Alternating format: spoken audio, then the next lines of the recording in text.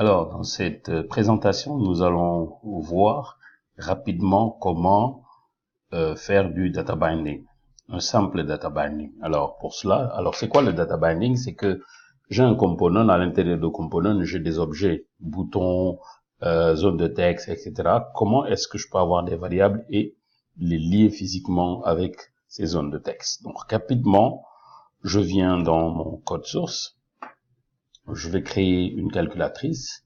Donc d'abord, je vais créer un component calculatrice. Donc je l'appelle calculatrice. Ok. Donc voilà, je vais enlever ça. Je n'ai pas encore besoin de cela.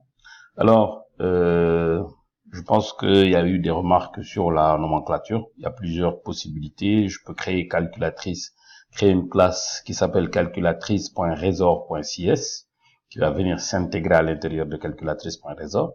Ok.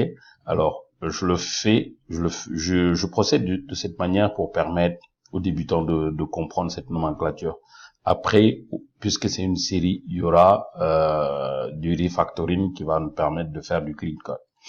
Alors, ici, je vais créer calculatrice base. Alors, calculatrice base qui va hériter de component base. Ok, et component base, je vais le trouver dans SPNet component. Et ici, je vais simplement prendre trois paramètres. Ok, où je vais mettre prop int valeur 1, valeur 2,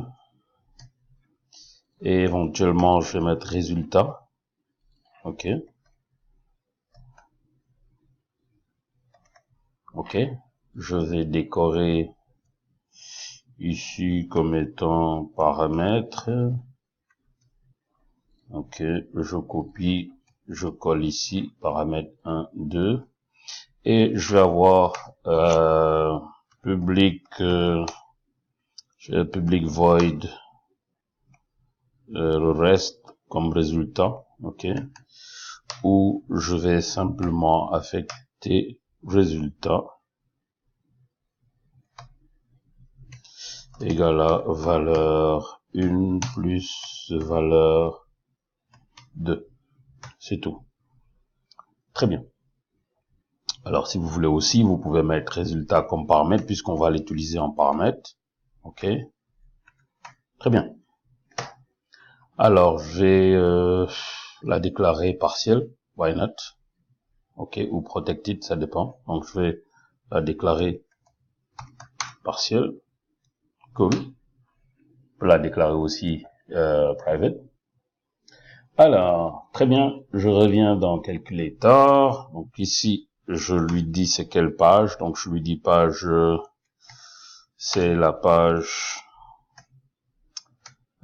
calculatrice. Très bien. Et bien sûr, inherit de calculatrice base. Très bien.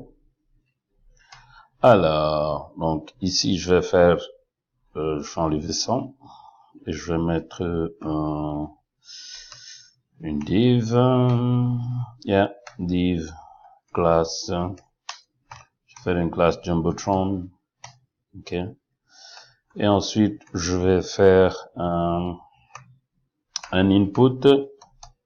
Ok, input pour valeur 1. Oups, tag. Alors, je lui dis type, je lui dis texte. Ensuite, je lui dis, je le bind avec valeur 1. Ok. Et ici, je lui dis étoile on focus out. Il va appeler, ça s'appelle comment? Rest. Ok. Non. res. Oh, je vais prendre res. Très bien. Je vais prendre une classe. Donc je lui dis classe input form, input group. Ok, pour prendre tout. Donc tac tac. Alors je lui dis input group bind à valeur 2. Donc à chaque fois que je fais un focus, il sort. Et je vais mettre un label. Alors ce label, très bien, donc je fais un label. Alors label, je lui dis classe, je vais toujours lui mettre input group. Et il va avoir la valeur de résultat. Ok. Donc à chaque fois que je perds le focus, le input perd le focus, il fait le calcul, il donne le résultat dans result. Ok. Alors ici, je pense que j'ai pas besoin de notre bouton. Oui. Donc quand je fais CTRL SHIFT B, rapidement, je vais aller dans mon nav menu. Ok. Je vais rajouter un menu calculatrice ou bien calculer. Calc me, ok, et ça s'appelle calculatrice. Voilà, CTRL SHIFT B. Normalement, tout devrait rentrer dans l'ordre. Je vais aller au niveau de mon service. Cool, calc me. On va changer un peu l'icône. Alors, calc me. Hop, hop, sérieux. Je vais remettre ça, oui.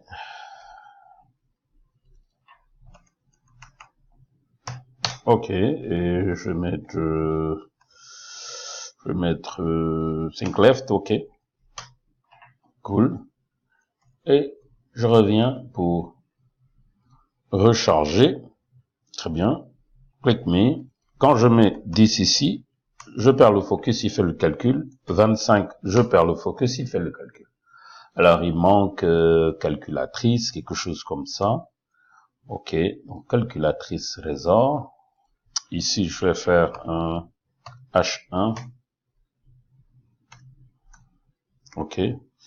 Calculatrice calc. Oh, sorry. Ok. Très bien. Donc, je vais reprendre. J'y vais. Calculatrice. Voilà. Là, je mets 99 plus 1. Ça me donne quoi? 100. Je fais 999. 1, ça fait 100 000. Etc., etc. Tac, tac. Oups. Voilà un peu la calculatrice qu'on a faite. Alors, je vais rendre ça beaucoup plus joli quand même. Class item, ok, navlink. Bon, alors, je vais faire ceci. Oups. Je vais prendre, oui, ça. Pour un peu changer l'icône. Sinon, les gars, ça va pas aller. Je vais changer rapidement l'icône. Je fais un reload. Voilà. C'est bien. Donc, je reprends 99 plus 11, 110. Excellent, ça marche. Je rajoute 9, je rajoute 1. Qu'est-ce que ça donne? Et ça marche. Donc, voilà notre premier module de data binding où on va lier les deux inputs de type texte et pour donner un label comme étant un résultat. On pouvait aussi déclencher l'événement avec un bouton ici. Ça donnerait la même chose.